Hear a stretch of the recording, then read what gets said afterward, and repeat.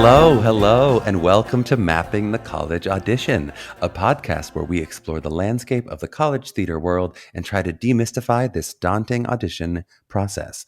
I'm your host, Charlie Murphy, director of MTCA, Musical Theater College Auditions, and today we have a fun show lined up for you. Devere Rogers is on the show. Devere is a sweet friend of mine from the Performing Arts Project. He also taught for MTCA a bit in our professional division pilot. You'll hear us talk about that in the interview. And he's just a light in every room he walks into, including this Zoom room where we recorded today. Today is an example of our artist exploration episodes, where we're going to look at the college process and how that carried forward into the career of some successful artists today. Specifically, Devere is, an actor and a writer. And so we kind of talking about how his college experience influenced both of his careers. We're going to try throughout these episodes, a lot of the people we have on will be actors, but we're going to try to show you some different career types, doing some different paths and possibilities with a theater education as well.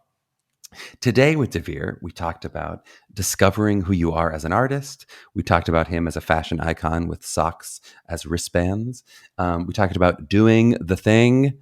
We talked about changing dreams, navigating the slashes and what it is to be a multi-hyphenate artist, an actor, a writer, a producer. And we talked about being ready for the moment. Next week, we're going to have Caitlin Hopkins of Texas State on the podcast in another of our college deep dive episodes. But for now, let's get to Devere.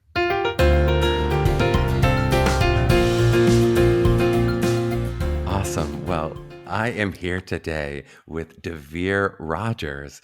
Devere is one of our true multi-hyphenate artists that we're going to talk to. He's an actor, he's a playwright, he's a screenwriter, he's a producer, he's a director. He is a BFA in theater from NYU Tisch.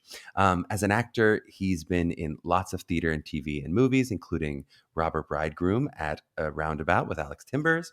He was in Grey's Anatomy, Crazy Ex-Girlfriend, Will and Grace, a pilot called Friends-in-Law, Sherman's Showcase, a movie called My Spy with Dave Bautista, and he just finished filming an HBO pilot called OK Boomer with Patti LuPone.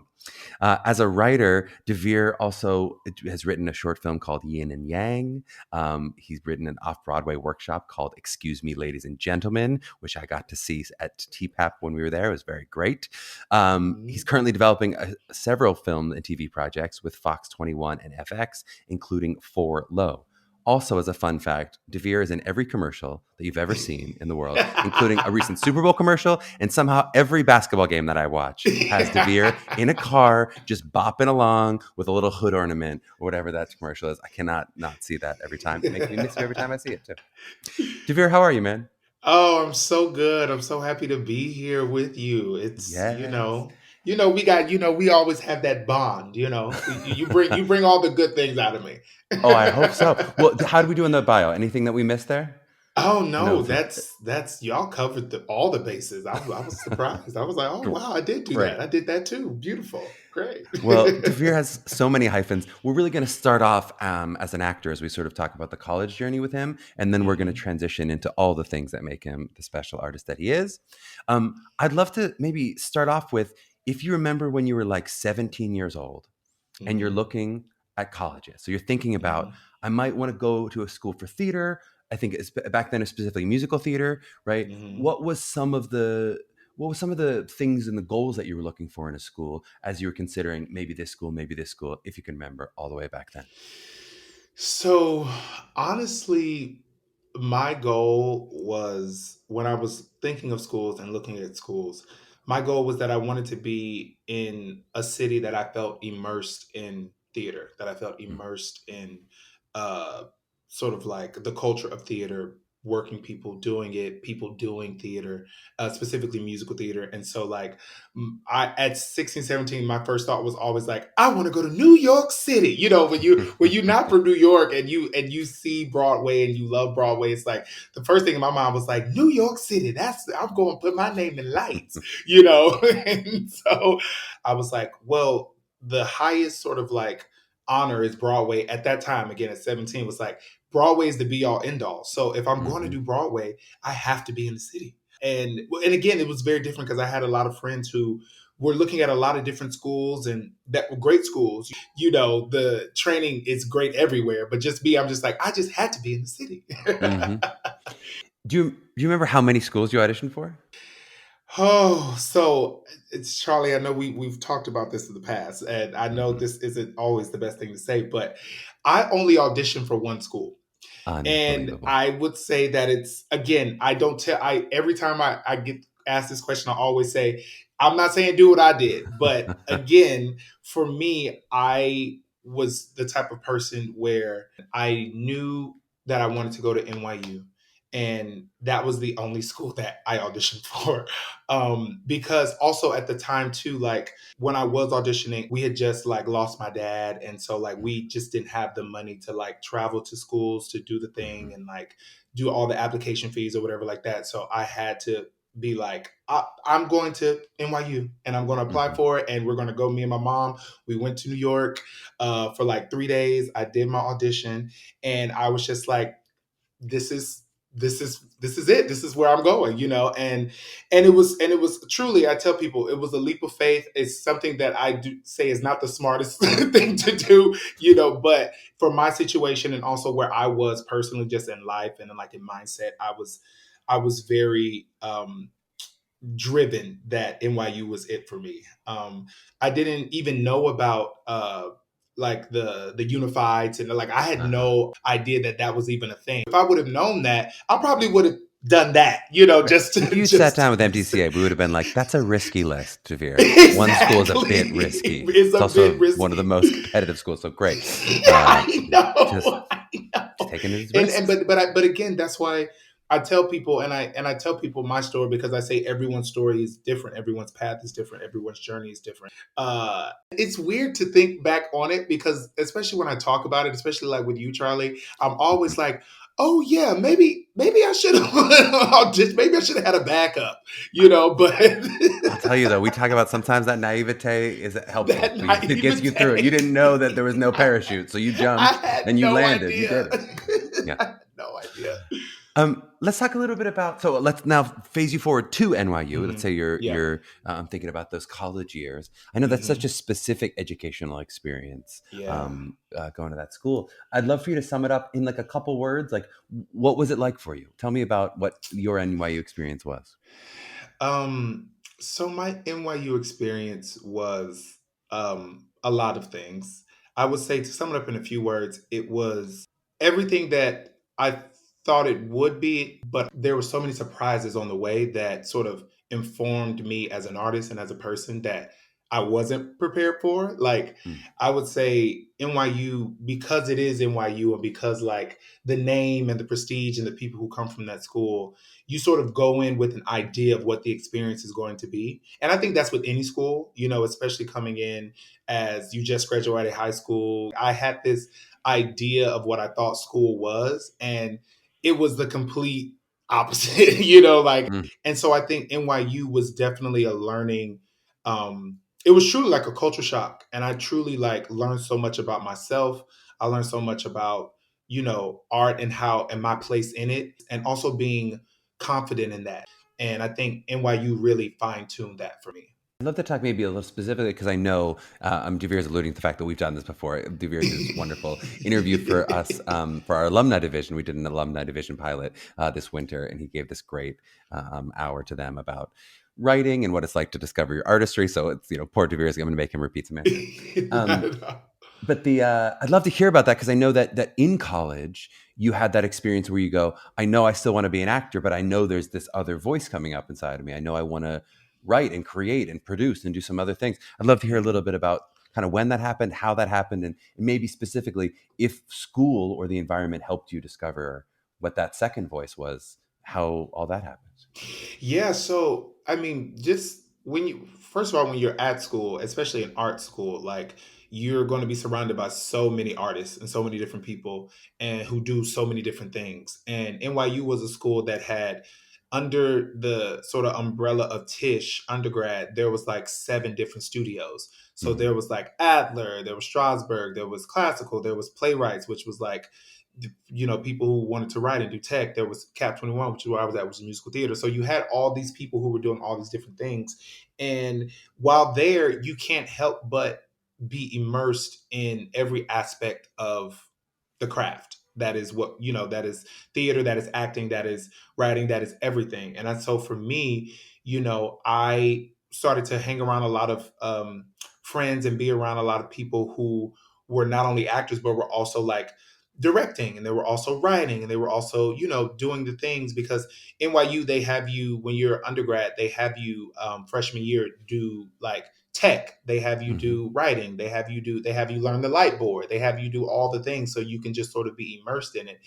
And I had a create your own work class that I took, and it was sort of the first time where I was able to like truly sort of delve into my writing mind. And it's crazy because growing up, I used to write stuff all the time, but I always sort of dismissed it as like, oh, it's just something I do, like, when I'm bored, or like, when I'm just by myself. And being in this create your own work class really let me have the confidence of like, oh, I can actually do this, like I can Mm-hmm. actually do this writing thing. And so in school, it was probably like sophomore going into junior year, I started to write my first play, Mm. and it was one of those things where it was so I was scared at first, but like as soon as I started, I ended up writing like through 4 notebooks of the play. Like my first ever play I ever wrote, y'all, was like a 270-page epic musical theater, hip hop,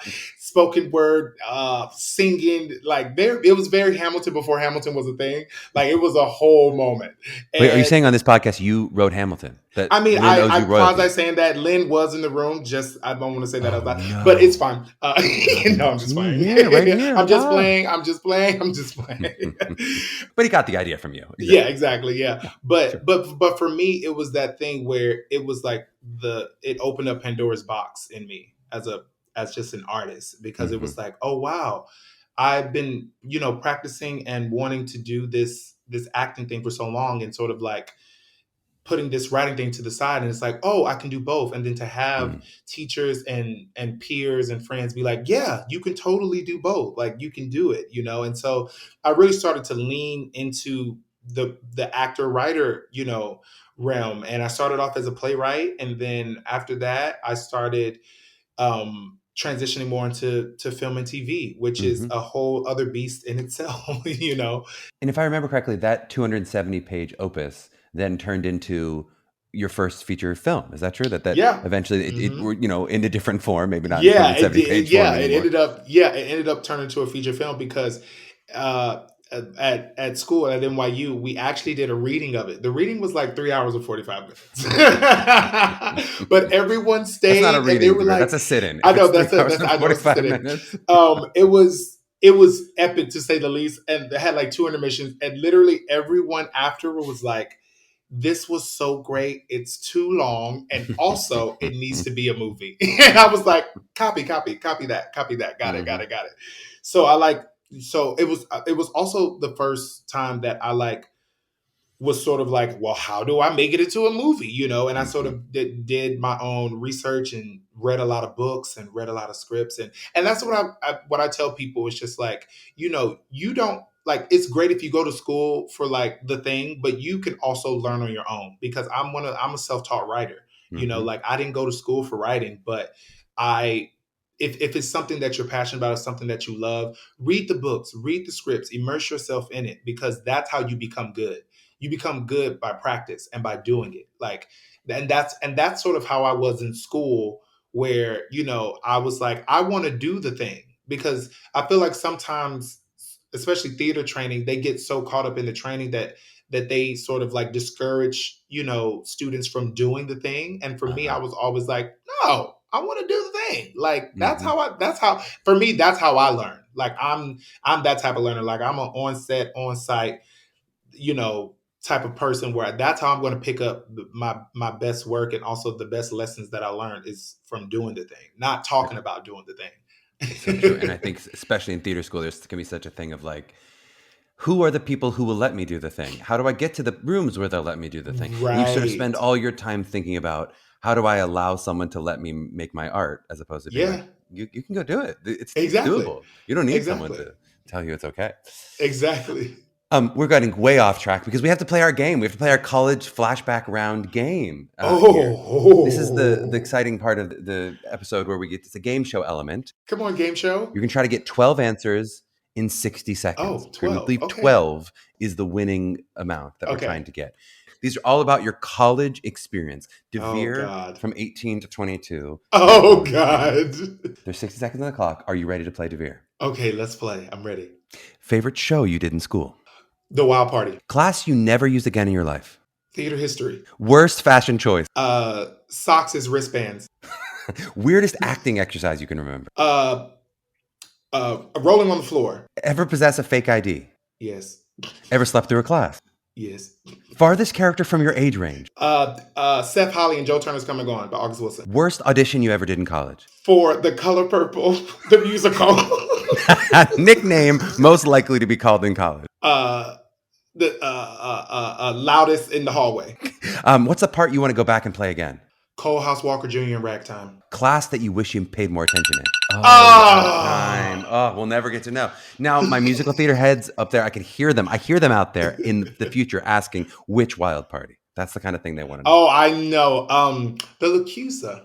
But I didn't want to waste your time and ruin your game in that. Megan, I don't think we got 12 there. It was like 9? I think we got 10. Oh, 10. so Devere. close. Devere, So close. you get a runner's-up prize of nothing. Our Oh, big winners wow, get wow, nothing wow. as well. It's okay. But you It's Devere, okay. I would like It's to okay. go back to the socks as wristbands. Oh, thank you, Megan. Yes. Could we talk a bit more about that? I almost missed it. So it was a thing that started my senior year. It was for like I'm sure as you know, high schoolers, they have the senior week and they have the days where you do like pajama day, da da da. So it was tacky day where you just had to come in, or mismatch day or whatever like that. And so I was just like, I'm gonna cut these socks, and it's the top of the sock. So I like, how the top of the socks have the ribbing.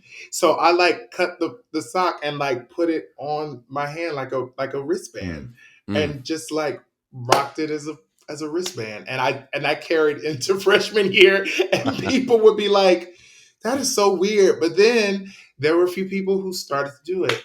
So I was a trendsetter. Yeah, first In New the York. socks and then Lin-Manuel. I mean, it just feels like everyone starts stealing. Tell me about that Color Purple, the musical audition. Okay, so NYU, and I don't know if how many other. I'm sure there are a lot of other theater schools who do this too, but they didn't like you auditioning like in the world. They like you to like be immersed in the training. And me, I'm also very anti. So I was like, no, like I'm gonna audition. Like this is what I came here to do. Again, going back to I like to do the thing. And so I was just like, so I like left class to go to the Color Purple audition just because I was like, I'm going to show them like, like I'm going to be on Broadway before I get my BFA.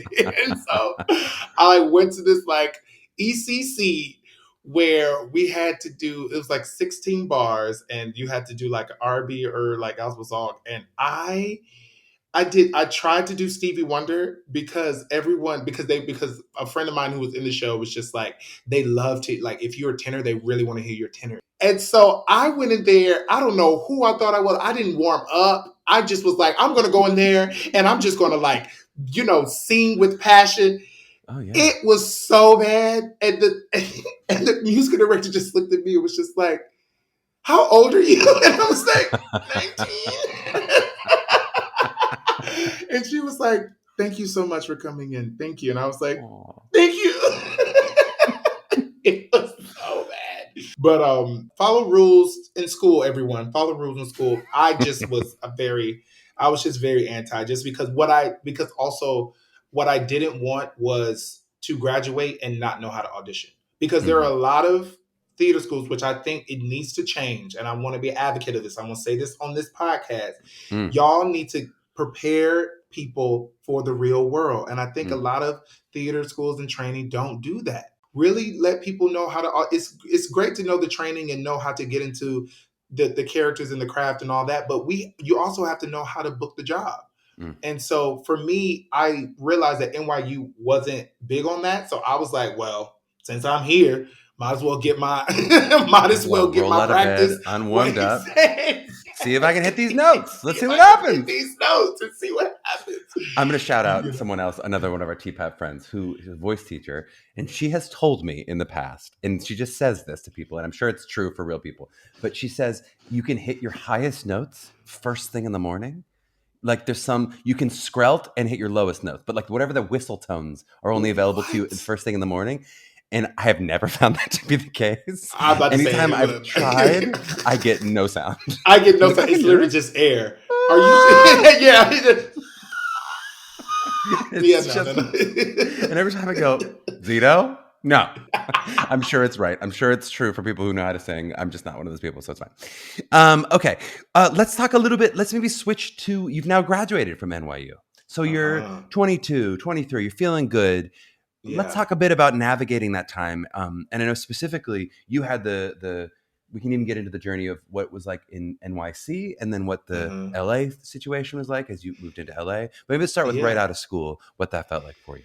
Oh, right out of school, it was very much about just doing the thing, auditioning for all the stuff, doing the thing, and also being in New York City. It was just like, all right, well, I don't have the sort of safety net that is school anymore. So it was about finding the job that also allows you to audition. You know what I'm saying? Because that's also a big thing too.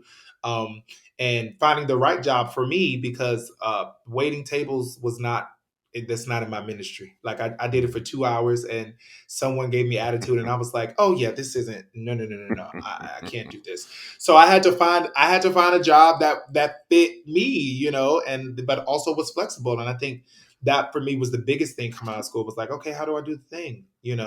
And then that getting into the sort of grind that is auditioning, especially in musical theater.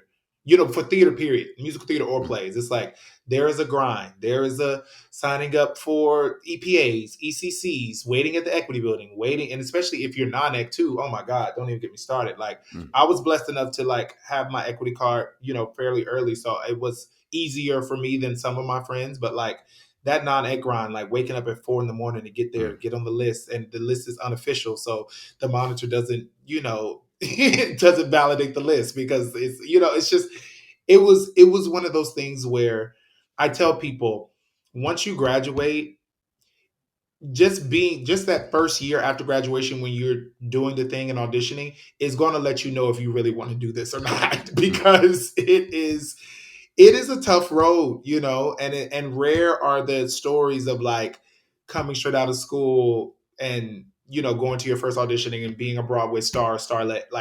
It's rare. It happens. I'm not saying it doesn't happen, but the sort of majority of the journey is you have to put in work and you have to, go there. So after school, it was just auditioning a lot and then doing regional stuff, booking a lot of regional stuff, and then started booking some off-Broadway things and still steady, hoping to shoot for the stars, which is Broadway, and auditioning for those. And I think for me, I tell people that was my sort of journey and day-to-day grind for about 3 to 4 years, 3 years after school. And then my sort of my dreams and goals changed. And I tell people I felt like my life opened up and my artistry opened up and my dreams opened up when I realized that, my dreams were bigger than an 8-block radius. You know what I'm saying? And I feel like some people, I feel like Broadway is huge, and it is huge and it is monumental, but also there's so much more, that artists and theater artists can do than Broadway, and I think I realized that. I realized for years from high school to now, Broadway was be all end all. And once I realized, especially once you know people who's on Broadway or know people who do it, you realize the allure sort of starts to go away because you realize how they talk about it. And they're just yeah, it's great, but it's not all that. You know what I'm saying? And you'd be like, wait, what? You're doing the thing 8 shows a week. And it's it has to be a dream come true. And literally everybody who I know who's been on Broadway, who has done the thing, is it's great for the first month. And then you're okay. And for me, it was but again, it's not even to say that that's a bad thing, but it's just like putting everything in perspective. Because when you're young and naive me, I'm just like, this is it. Like once you do Hmm. that, then that's it. And I'm going to do it for the rest of my life, you know? And then realizing like, no, you can do that. And then there's also so many other things that you can do, you Mm. know, whether that's film, whether that's TV, whether it's writing, whether it's producing, whether that's, you know, designing. Like there's so many things that you can do that are still under the umbrella of this sort of goal or dream that Hmm. people have. And so after school, I just realized that and started to make that transition to like film and TV. By moving to LA and like just fought, because for me, I'm also in the state of mind where it's just like, you know, you only live life this way once, so why not go for it? You know what I'm saying? It's like, Hmm. why not try the thing? And LA was a leap of faith for me, but because I also knew that if LA didn't work out, I could always come back to New York, because New York is a city where it's once you learn it, once you know it, once it's in your bones, you can always do it. Like Hmm. that, like I knew what that life was like.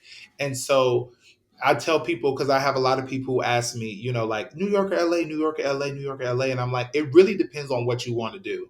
You know, like for me, I'm so glad I went to New York first and then came to LA and not vice versa, because I feel like New York just made me the person that I am and the artist that I am, which made me even more confident coming to LA, you know? Um, but I think it's just about truly discovering who you are as an artist and what you want, and sort of like balancing the 17-year-old dreams with like the 25, 26-year-old dreams, because they're different, they change and they morph. Hmm. And it's rare that, you know, when you go from 17 to even 27, that the dream is still the same. Hmm. It's just the way of life. Like it just morphs into something else, you know. It's so true. And I mean, we talk about that in the college process, even just in 6 months or a year of how it can change. But the bravery of acknowledging, I want something different than what 17-year-old Yeah. me wanted, or than 25 Yeah. year old me then, or than Right. 35-year-old me wanted. I mean, it's, Yeah. yeah, there's a bravery to go, yeah, that's okay. I'm shifting. It's not, Yeah. doesn't mean I failed my previous self just because I'm saying I Exactly. want something different now. Yeah.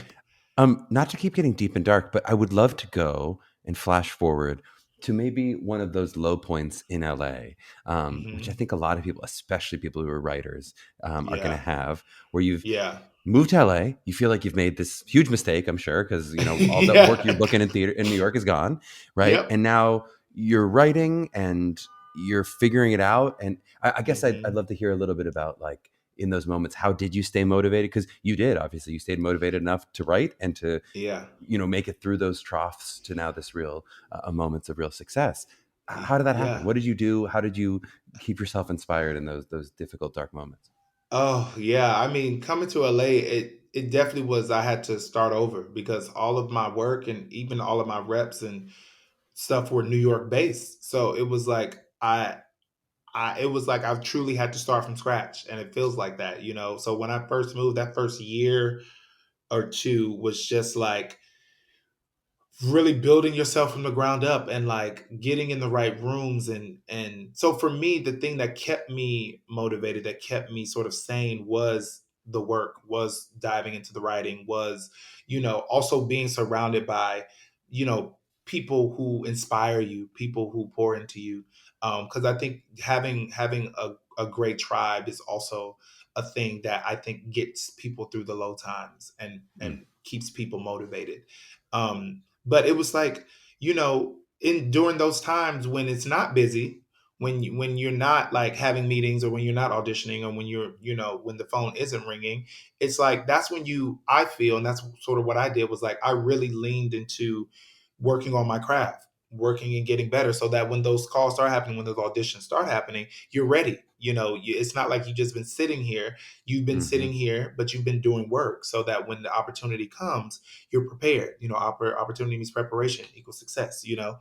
So I think that but again, it's easier said than done, you know. But it is, i say that I say that because, especially out here in LA, and what I love about LA is that each opportunity could be a life-changing moment. You know what I'm saying? Hmm. Like, I think that's what's so beautiful about LA, is that like any audition, any meeting could be the thing that changes your life. you Mm-hmm. know? And that's what sort of really made my life and sort of like opened up my eyes about LA when I came to visit before I moved. I was like, anything is possible out here, Mm-hmm. like anything, like literally, Mm-hmm. like anything is possible. And so that sort of energy and that sort of mindset also kept me motivated because I was like, when that opportunity comes, when that thing comes, I want to be ready. I want to say, yes, I have that sample script. Yes, I have a monologue. Yes, I have a scene. Yes, I have whatever, ready so that when that opportunity comes, it's not like, oh no, let me work on it. I gotta finish this Mm-hmm. draft. It's like, no, you gotta be prepared. And I think that's even more for LA because LA is that type of town where you'll meet someone at an event or you'll meet someone at someone's house who's an exec or a director or Mm-hmm. whatever, and then you say you're a writer and they'll be like, oh great, what do you write? I write this. Oh great, send me your stuff. Oh okay. I gotta, you know what I'm saying? Like you have to be like, sure, what's your email? Like it can't be like, oh, I'm just working on a little something, because then you miss your opportunity. Mm-hmm. So I think, you know, in those lower points, I realized like, okay, instead of focusing on the low or feeling like I'm not doing the thing, let me just prepare myself for when the stuff starts happening, because it will. And I tell people it's a marathon, not a sprint. Like it takes there's that old saying, it takes 10 years to be an overnight sensation. And that's just the reality for most actors. Like you won't get your due, you won't get your flowers until you're 15, 16 years into the game, and then everyone's like, newcomer Devere Rogers, and I'll be like, newcomer, I've been Newcomer. out here. Oh, it's so true. you know And I love that quote. I made you say it like 3 times last time. I was like, what? Yeah, he's an overnight 10-year overnight success. I love that quote so much. exactly. I also love that you were ready with the success plus talent. I tried to do that. I was one of our guests. I was trying to be like, oh yeah, and then preparation plus success equals. Oh no, and there was like a greater than equal sign in there, and I like messed it up. I didn't have the equation. I wasn't ready, but you were ready with it. You were like, I'm dropping this talent plus preparation plus opportunity plus uh, mixing the dash of salt. You had it. a little salt in there, equals success. I'd love to talk a little bit about specifically that kind of multi-hyph life. hmm Um, I think for some of our younger students, they may not be used to hearing those phrases or that idea of having multiple artistic pursuits that you're Yeah. kind of doing at once. Was there a moment ever where you felt like afraid of the hyphens in terms of like, I don't want to tell someone I'm a writer instead of an actor because I want to be in this movie. I don't want you to think I'm Oh, yeah, should be yeah, writing the yeah. movie, or was Yeah, that interesting for you? oh yeah, I think it's a huge thing. And again, I think honestly, when I came out here, it was definitely told to me, you have to be one or the other.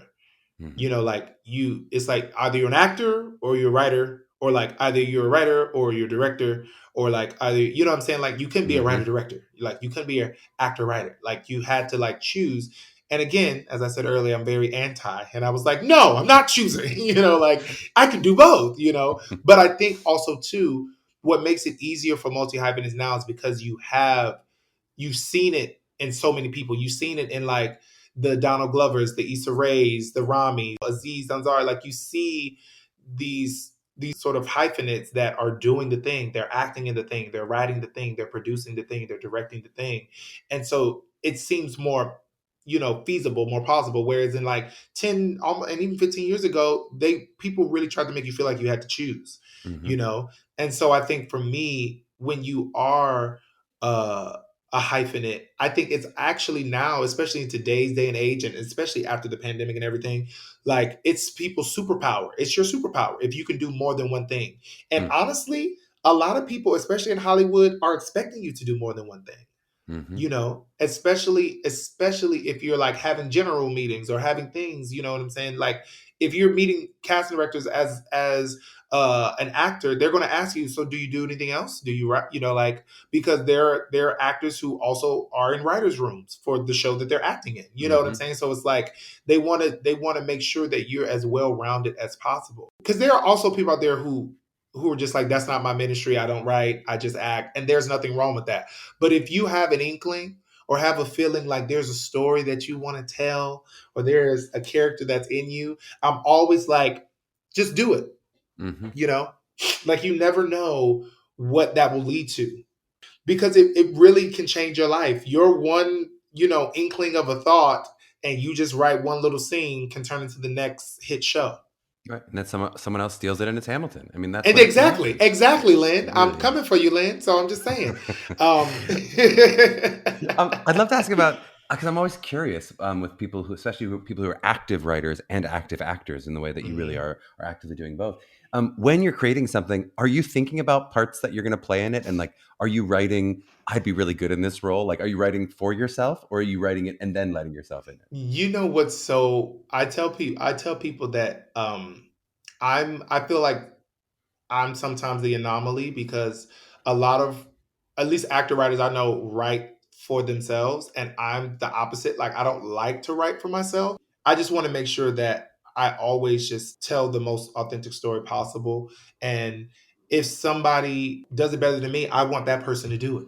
You know what I'm saying? Like, Right. that's Your just, story. Who's going to it's tell it best? exactly, Yeah. like whoever can tell it the best. Like, and so I think that's always where I write from. I tell people, like, and talking to other my actor writer friends, like, it brings me just as much joy and just as much pure happiness to see someone else say the words that I wrote than to say the words that I wrote.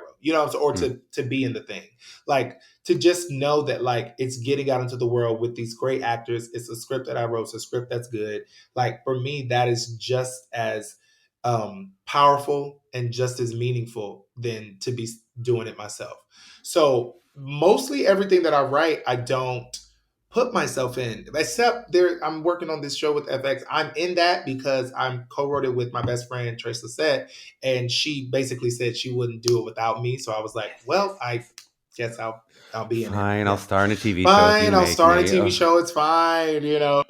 I write, like, a lot of stuff I write specifically for, like, actor friends who I think are so talented, who haven't gotten their shot yet, who haven't gotten their chance. Like, that's another motivation for me to be like, yo, I'm gonna write you a role in this, because people just need to see you do your thing. Mm. And again, that's a lot about how Hollywood works too. Like, that's how a lot of people get breaks, is like knowing the people who have the connections, who have the thing to be like, hey, Charlie, I got a little something for you. You want to come What? and you I what? booked You just booked from it. this? Just from talking. Just from talking, Mom, Charlie. mom, mom, I'll call you later. I'm sorry, I'm booking.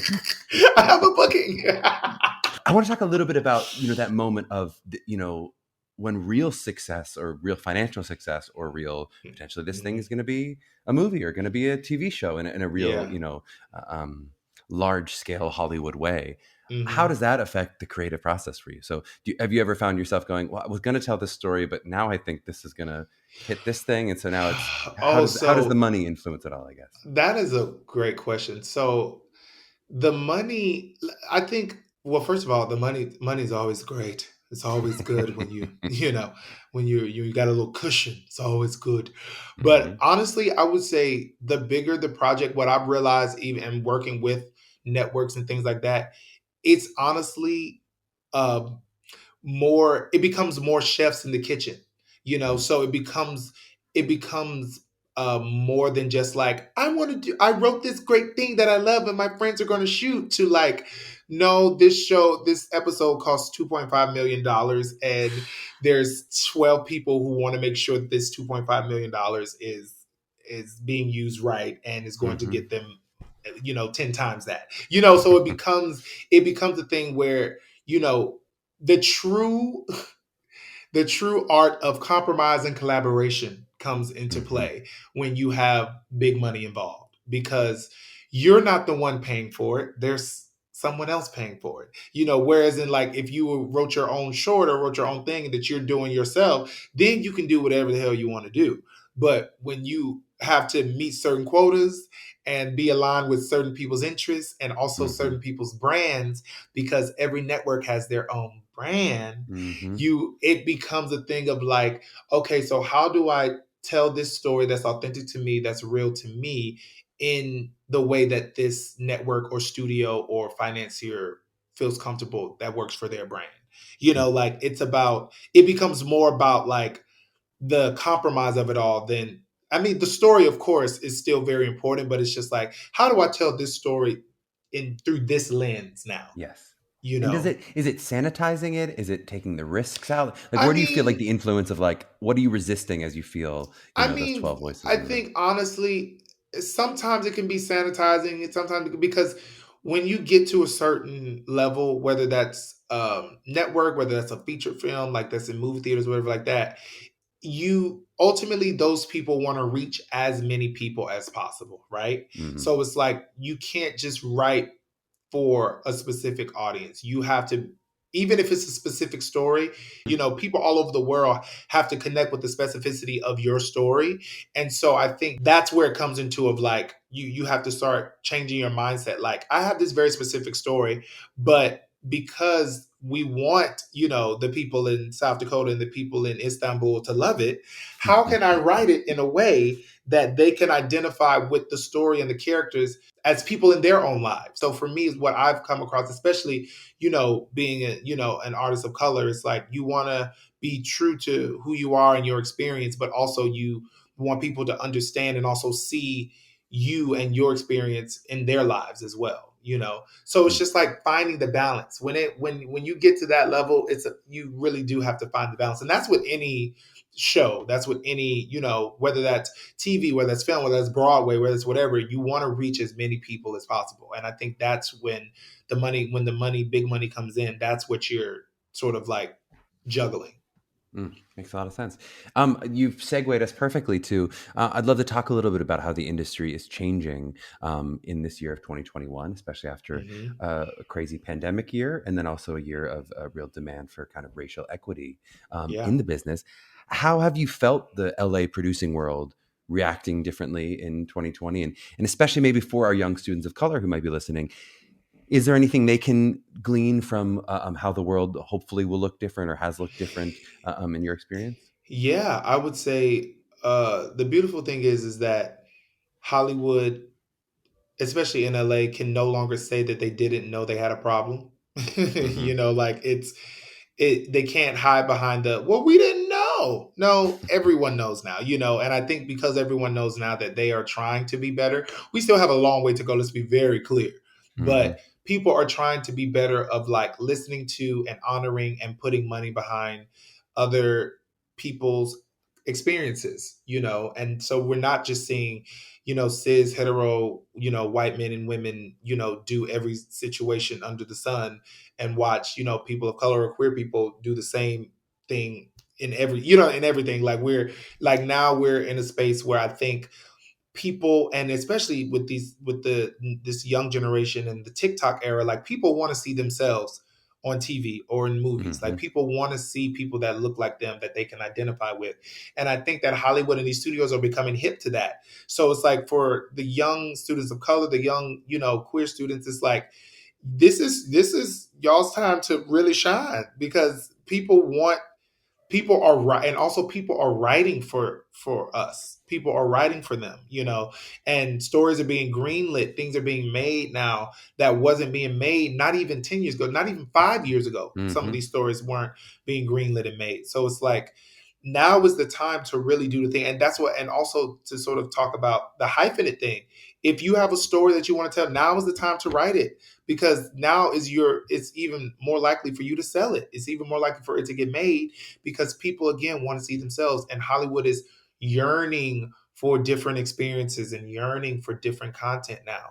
And especially after, the pandemic year, they need shows, Hmm. you know they need stuff all the time now. So the industry is definitely changing for the better. We still have a long way to go as far as when it comes to like pay equity with women and, things like that. Like we still have a long way to go, but I think the good thing is that, the industry can no longer turn a blind eye. They can no longer say, oh, we didn't know that it was a problem, which I think is good, because it's sort of making people be held accountable, and like, accountability is becoming more common now than not. It's so true. I feel like that is such a credit, I think, to our young artists. So like it really is, it feels like the young people graduating from school come out with an idea of we are going to hold the industry accountable in a Yeah. way that like I feel like our generation just maybe was trying to, but didn't have the numbers or whatever it is, and didn't have the tools in terms of social Hmm. media and things Yeah. to hold accountable in the same way. But Yeah. I see our students who graduate from school who just have, it's just like, of course I'm going to do that. That's the industry that I've graduated into, and that's what I expect. Yeah. It's really inspirational. Devere, I just thank you so much for your time today. Is there anything else that you wanted to plug? Of course, we're going to see you in this upcoming pilot. We'll see you anytime we turn on a basketball game on Oh the God. commercials. What else do we need to see you in or Let's check out for see. you? So season 2 of Sherman Showcase will be coming in the fall, which is going to be You exciting. You can better. catch that on Hulu. And I just shot an episode of this new Apple TV show called Astro with Rita Moreno, which was amazing. And that'll be coming out in the fall as well. So yeah. I love it. All right, so we'll have all that in the show notes for people, and also we'll have. It seems like the ats that we could find for you are it's Devere Rogers on Instagram. Is that On right? Is there any Instagram. other Yep. ats or tags we should get you at? It's Devere Rogers on Instagram and just at Devere Rogers on Twitter. I am not a social media person, so like I don't post often. All thing I do is like for work purposes. Also too, like if you could do, if I want to say this because I feel like people don't talk about it. If you're good at social media and that's what you like to do social media. Do not feel like you have to do it to be successful in the industry. That is a false narrative. That is a lie.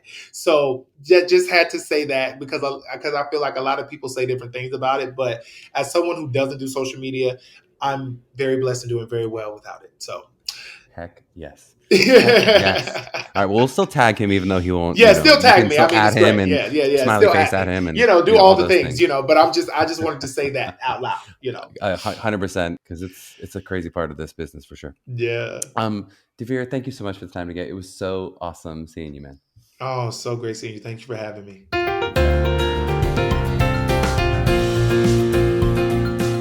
All right. Well, I hope you enjoyed that conversation with Devere as much as I did. I just think he's the bee's knees, as the kids would say.